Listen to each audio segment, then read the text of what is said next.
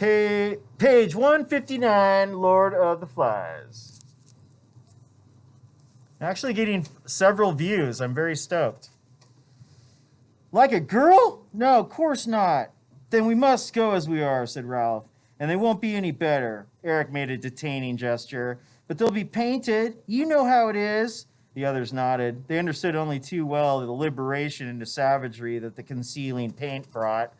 The liberation into savagery that the concealing paint brought. Just like this mask. I actually like it. I don't have to worry about my breath. And when someone says something dumb, I don't have to pretend to smile. It's great.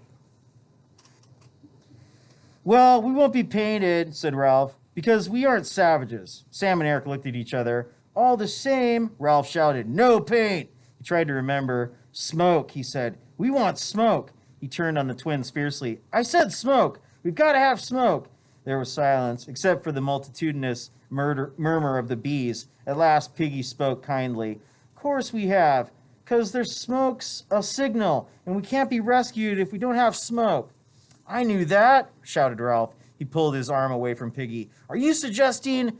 I'm just saying what you always say, said Piggy hastily. I'd thought for a moment...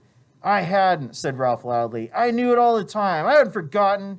Piggy nodded propitiously. You're chief, Ralph. You remember everything. I hadn't forgotten. Course not. The twins were examining Ralph curiously, as though they were seeing him for the first time. They set off along the beach in formation. This is probably the most highest level book you'll ever read. This is like up there with like Canterbury Tales or Virgil's the Aeneid, Aeschylus's something. What did Aeschylus write? Anybody?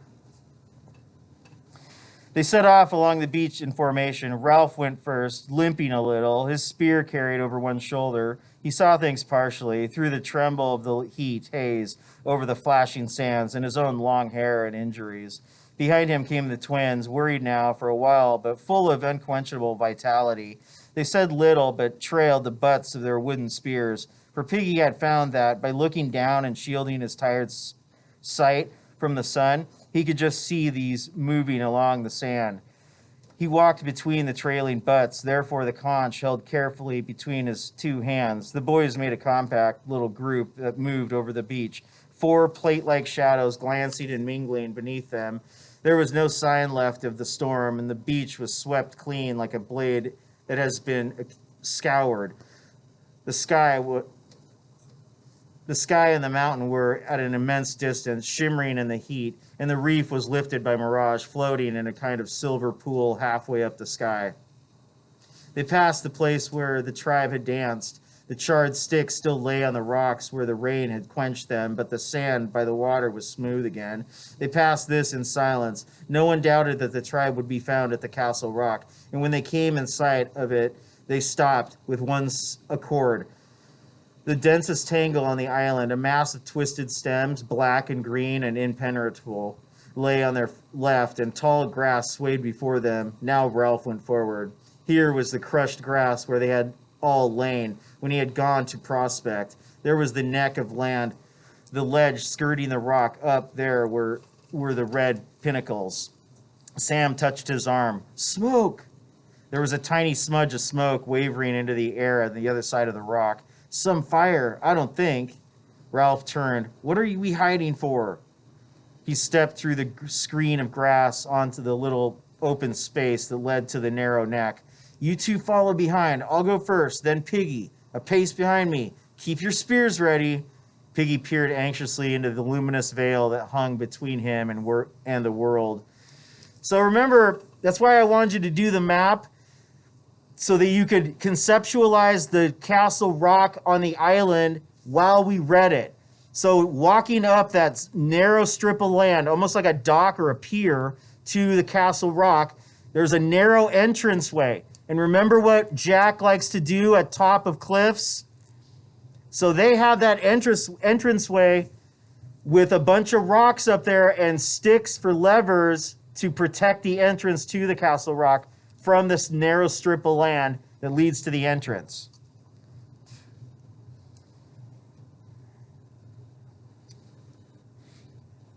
Piggy peered anxiously into the luminous veil that hung between him and the world. Is it safe? Ain't there a cliff? I can hear the sea. You keep right close to me.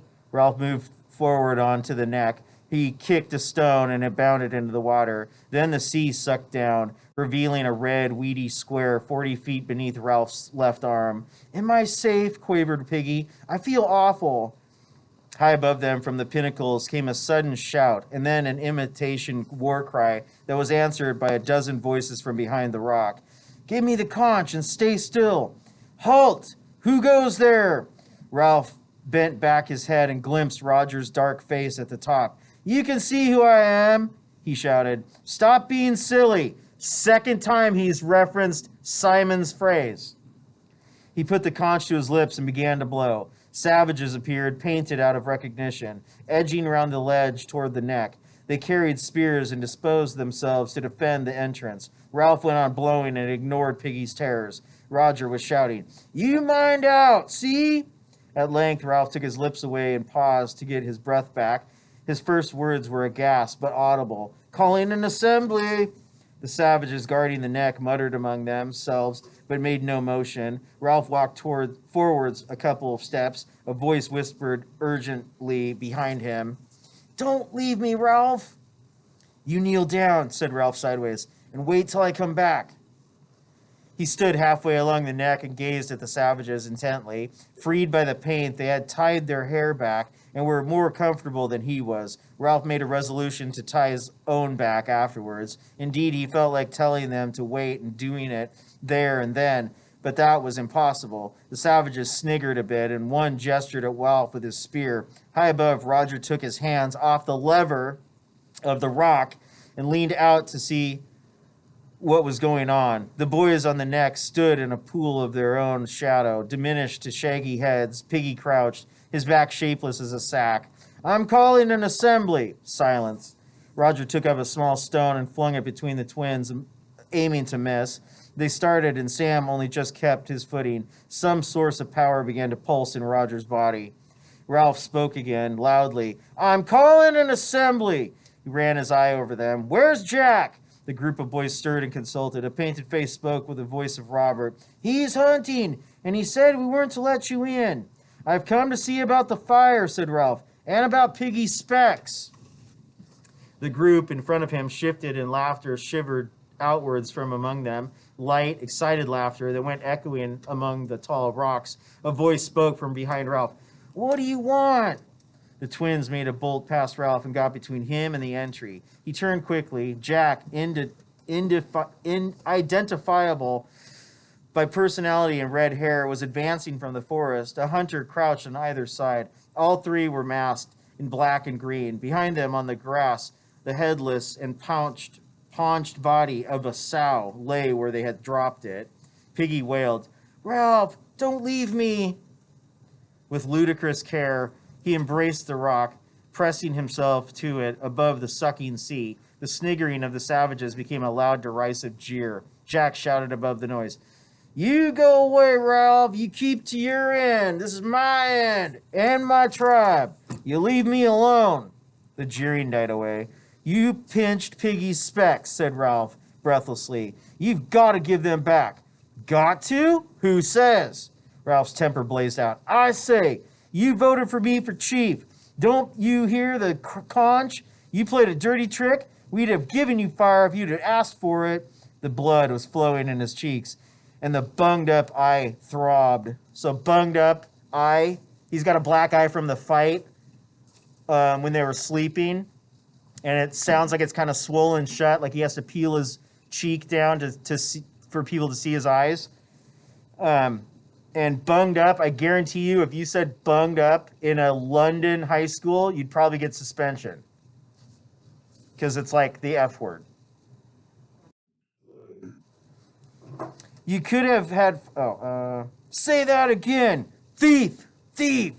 Piggy screamed, Ralph, mind me! Jack made a rush and stabbed at Ralph's chest with his spear. Ralph sensed the position of the weapon from the glimpse he caught of Jack's arm and put the thrust aside with his own butt. Then he brought the end around and caught Jack a stinger across the ear. They were chest to chest, breathing fiercely, pushing and glaring. Who's a chief? You are. Jack wrenched free and swung at Ralph with his spear. By common consent, they were using the spears as sabers now, no longer daring the lethal points. The blow struck Ralph's spear and slid down to fall agonizingly on his fingers. Then they were apart once more, their positions reversed. Jack toward the castle rock and Ralph on the outside toward the island. Both boys were breathing very heavily. Come on, then, come on! Truculently, they squared up to each other, but kept just out of fighting distance. I wonder if Golding invented that phrase, squared up. You come on and see what you get. You come on! Piggy, clutching the ground, was trying to attract Ralph's attention. Ralph moved, bent down, kept a wary eye on Jack. Ralph remembered what we came for. The fire. My specs. Ralph nodded. He relaxed his fighting muscles, stood easily and grounded the butt of his spear. Jack watched him inscrutably through his paint. Ralph glanced up at the pinnacles, then toward the group of savages. Listen, we've come to say this. First, you've got to give back Piggy's specs. If he hasn't got them, he can't see. You aren't playing the game. The tribe of painted savages giggled, and Ralph's mind faltered. He pushed his hair up and gazed at the green and black mask before him, trying to remember what Jack looked like. Piggy whispered, "And the fire?" "Oh, yes, then about the fire. I say this again. I've been saying this ever since we dropped in." He held out his spear and pointed at the savages. Your only hope is keeping a signal fire going, as long as there's light to see. Then maybe a ship will notice the smoke and come and rescue us and take us home. But without that smoke, we've got to wait till some ship comes by accident. We might wait years, till we're old.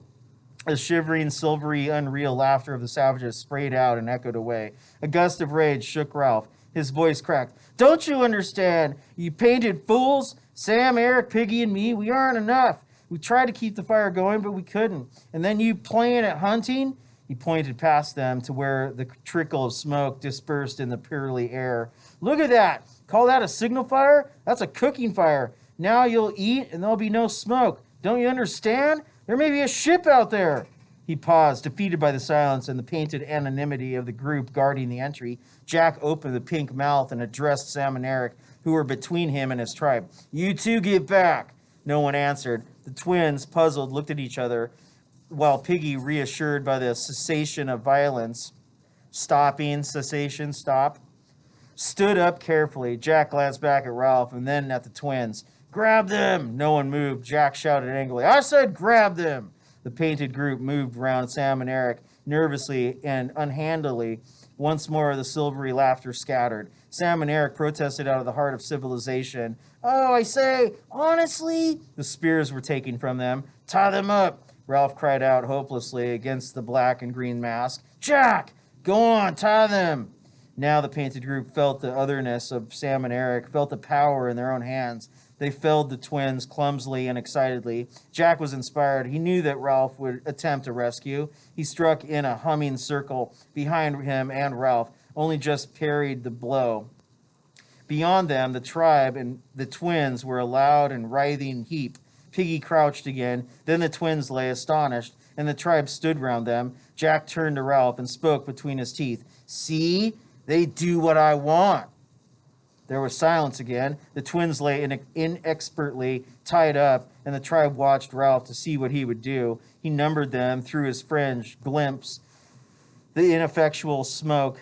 His temper broke. He screamed at Jack, "You're a beast and a swine and a bloody, bloody thief!"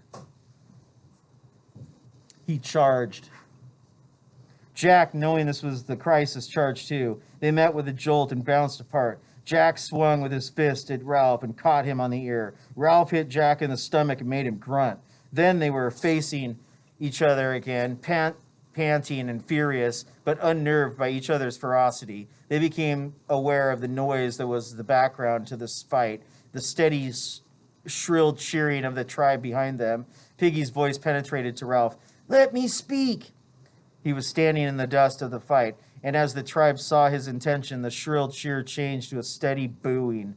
Piggy held up the conch, and the booing sagged a little, then came up again to strength. "I got the conch," he shouted. "I tell you, I got the conch." Surprisingly, there was silence now. The tribe were curious to hear what amusing thing he might have to say. Silence and pause, but in the silence, a curious air noise close to Ralph's head. He gave it half his attention, and it was again. A faint zoop!